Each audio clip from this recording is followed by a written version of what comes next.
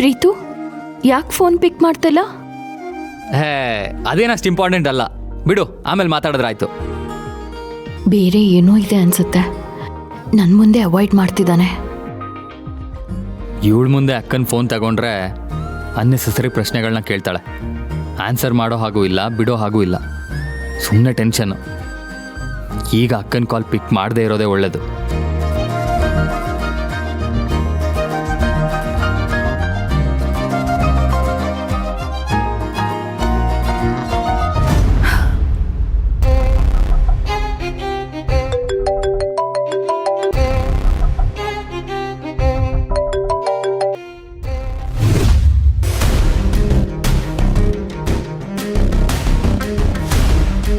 Phone ತಗೊಳೋದಕ್ಕೆ ಏನ್ ರೋಗ ಇವನ್ಗೆ?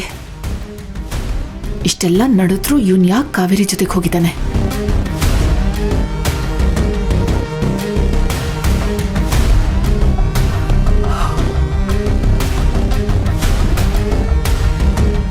ಇವನ್ ಏನಕ್ಕೆ ಫೋನ್ ಎತ್ತುತ್ತಾ ಇಲ್ಲ? ಛೆ!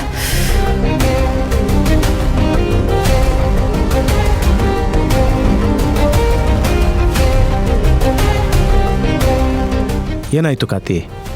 ಯಾಕೆ ಇಷ್ಟೊಂದು ಟೆನ್ಷನ್ ಆಗಿದೆಯಾ? ನೋಡು ಪ್ರಭಾ, ಪ್ರೀತು ನನ್ನ ಕಾಲೇ ಪಿಕ್ ಮಾಡ್ತಾ ಇಲ್ಲ. ನನಗೆ ಹೇಳ್ದೆ ಕೇಳ್ದೆ ಬ್ಯಾಂಗ್ಳೂರ್ಗೆ ಹೋಗಿದ್ದಾನೆ, ಅದು ಆ ಕಾವೇರಿ ಜೊತೆ. ಆ ಹುಡುಗಿಯನ್ನ ಕಾರ್ನರ್ ಮಾಡಿ ಡಿಗ್ರೇಡ್ ಮಾಡಿದ್ದಾಳೆ. Even then he doesn't care, ಮತ್ತೆ ಅವಳ ಜೊತೆಗೆ ಹೋಗಿದ್ದಾನೆ. What's going on? ನನ್ಗೆ ಒಂದು ಅರ್ಥ ಆಗ್ತಾ ಇಲ್ಲ. ಸಮಾಧಾನ ಮಾಡ್ಕೋ ಕಾತಿ, ಮಾವನೇ ಕಳಿಸಿದಾರಲ್ವಾ, ಅವನೇನು ಮಾಡ್ತಾನೆ ಅಂತ ನೋಡೋಣ. ಸಡನ್ ಆಗಿ ಡಿಸಿಷನ್ಗೆ ಬರಕ್ಕೆ ಹೋಗ್ಬೇಡ. ಏನ್ ಸಮಾಧಾನ ಮಾಡ್ಕೊಳ್ಳೋದು ಪ್ರಭಾ? ಈ ಮನೇಲಿ ಒಂದ್ ಸರಿ ಮಾಡಕ್ ಹೋದ್ರೆ ಇನ್ನೊಂದು ಕೆಟ್ಟ ಹೋಗುತ್ತೆ. ನನ್ಗಂತೂ I fed up with this. ನಿಜ ಹೇಳ್ದೆ ಕಾತಿ, ಈ ಮನೆಗೋಸ್ಕರ ನೀನು ಎಷ್ಟೆಲ್ಲ ದುಡಿತಾ ಇದೀಯಾ, ಆದರೆ ನಿನ್ನನ್ನು ಯಾರೂ ಅರ್ಥನೇ ಮಾಡ್ಕೋತಿಲ್ಲ. ನಿನ್ನ ಕಷ್ಟ ಏನು ಅಂತ ನನಗೆ ಅರ್ಥ ಆಗುತ್ತೆ. Don't worry, I will be with you.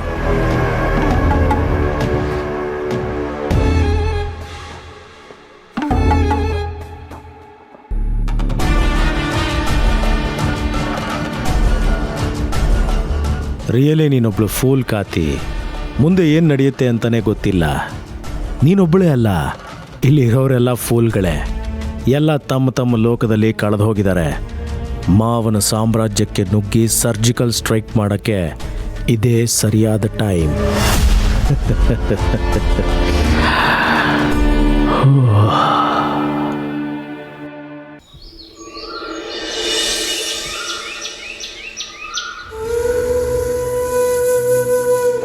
ನಿಮ್ಮಿಂದ ನಮ್ಮ ಮನಸ್ಸಿಗೆ ತುಂಬ ಸಮಾಧಾನ ಆಯಿತು. ನಾವಿನ್ನು ಹೊರಡ್ತೀವಿ ಗುರುಜಿ.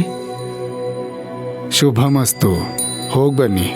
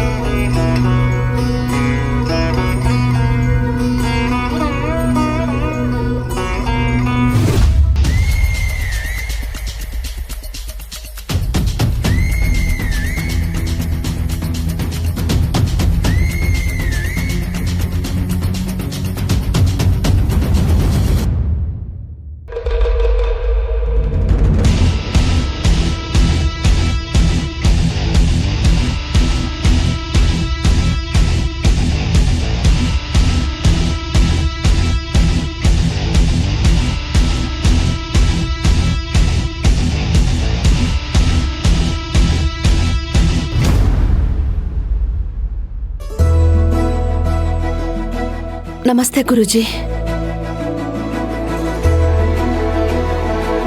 ಕೂತ್ಕೊಳ್ಳಿಮ್ಮ.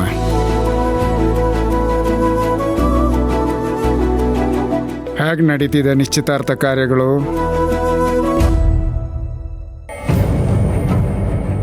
ಯಾವ ನಿಶ್ಚಿತಾರ್ಥ ಗುರುಗಳೇ?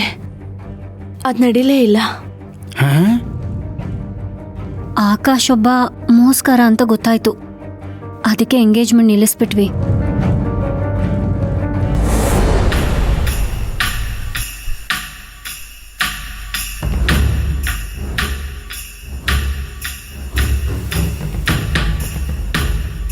ಅವರಿಬ್ಬರ ಜಾತಕ ಹೊಂದಾಣಿಕೆ ಆದಮೇಲೂ ಹೀಗಾಗಿದೆ ಅಂದರೆ ವಿಧಿಯ ಯೋಚನೆ ಬೇರೆನೇ ಇರುತ್ತೆ. ಈಗ ನಿಮ್ಮ ಹತ್ರ ಇರೋದು ಬಹಳ ಕಮ್ಮಿ ಸಮಯ. ಇನ್ನು 1 ತಿಂಗಳ ಒಳಗೆ ಕಾವೇರಿಗೆ ಮದುವೆ ಆಗಲಿಲ್ಲ ಅಂದರೆ ಅವಳ ಜೀವಕ್ಕೆ ಅಪಾಯ ಇದೆ. ನೆನಪಿದೆ ತಾನೇ?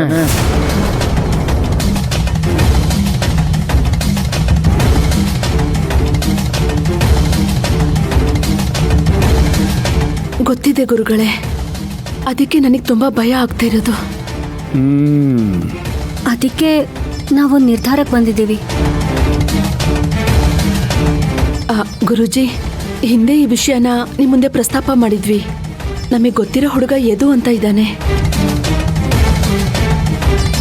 ಆ ಹುಡುಗನ್ನ ನಮ್ಮ ಕಾವೇರಿಗೆ ನೋಡಬೇಕು ಅಂತ ಯೋಚನೆ ಮಾಡ್ತಾ ಇದ್ದೀವಿ. ಕಾವೇರಿ ಮತ್ತೆ ಆ ಹುಡುಗನ ಜಾತಕ ಹೊಂದಾಣಿಕೆ ಆಗುತ್ತೆ ಅಂತ ಸ್ವಲ್ಪ ನೋಡ್ತೀರಾ? ಆದರೆ ಅವನು ನಿಮ್ಮ ಮಗಳನ್ನ ಮದುವೆ ಆದರೆ ಅವನಿಗೂ ಗಂಡಾಂತರ ಆಗುತ್ತೆ ಅಂತ ನಾನು ಹೇಳಿದ್ದೆ. ನೆನಪಿದೆ ಅಲ್ವಾ?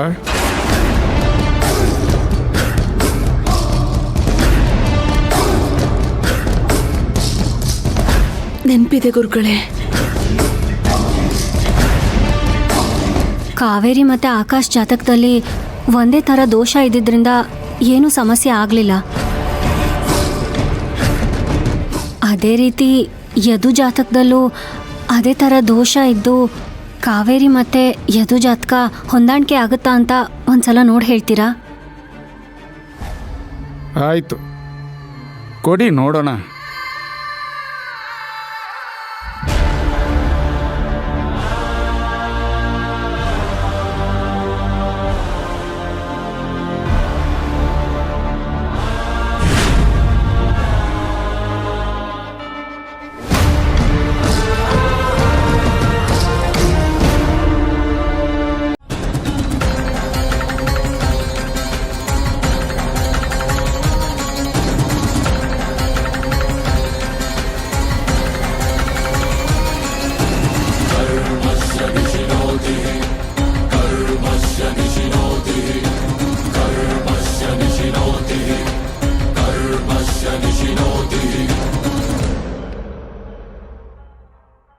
ಆಶ್ಚರ್ಯ.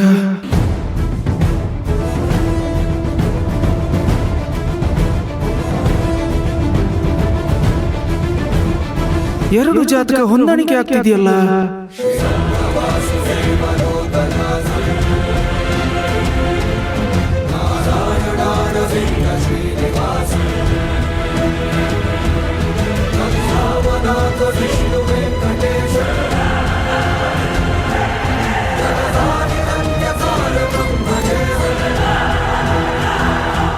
ಎರಡೂ ಜಾತಕ ಹೊಂದಾಣಿಕೆ ಆಗ್ತಿದ್ಯಾ? ಹಾಗಾದ್ರೆ ನಮ್ಮ ಕಾವೇರಿ ಜಾತಕ ದೋಷ ಏನಾಯ್ತು? ಅಥವಾ ಯದು ಜಾತಕದಲ್ಲೂ ಅದೇ ದೋಷ ಇದೆಯೋ? ಇಲ್ಲ, ಕಾವೇರಿಯ ಜಾತಕ ದೋಷ ಹಾಗೇ ಇದೆ. ಇದು ಜನ್ಮತಃ ಬಂದಿದ್ದು.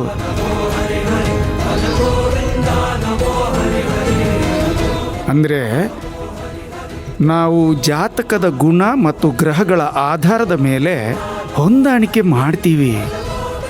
ನನಗೊಂದು ಅರ್ಥ ಆಗ್ತಿಲ್ಲ, ಸ್ವಲ್ಪ ಬಿಡಿಸಿ ಹೇಳಿ ಗುರುಗಳೇ. ಇವರಿಬ್ಬರದು ರಾಕ್ಷಸ ಗಣ, ಜೊತೆಗೆ ಜನ್ಮ ನಕ್ಷತ್ರ, ರಾಶಿ ಆಧಾರದ ಮೇಲೆ ಲೆಕ್ಕ ಹಾಕಿದ್ರೆ 32 ಗಣ ಬರುತ್ತೆ. ಧಾರಾಳವಾಗಿ ಮದುವೆ ಮಾಡ್ಬೋದು.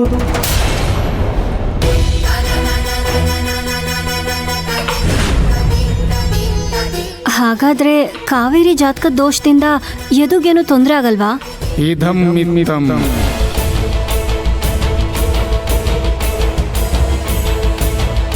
ಇದು ಹೀಗೆ ನಡೆಯುತ್ತೆ ಅಂತ ಯಾವ ಬ್ರಹ್ಮಜ್ಞಾನಿಗೂ ಹೇಳಕ್ಕಾಗಲ್ಲಮ್ಮ. ಜಾತಕ ಅಂತೂ ಹೊಂದಾಣಿಕೆ ಆಗ್ತಿದೆ. ಮುಂದಿಂದು ವಿಧಿಲಿಖಿತ ನಮ್ಮ. ಏನಾಗಬೇಕು ಅದಾಗುತ್ತೆ.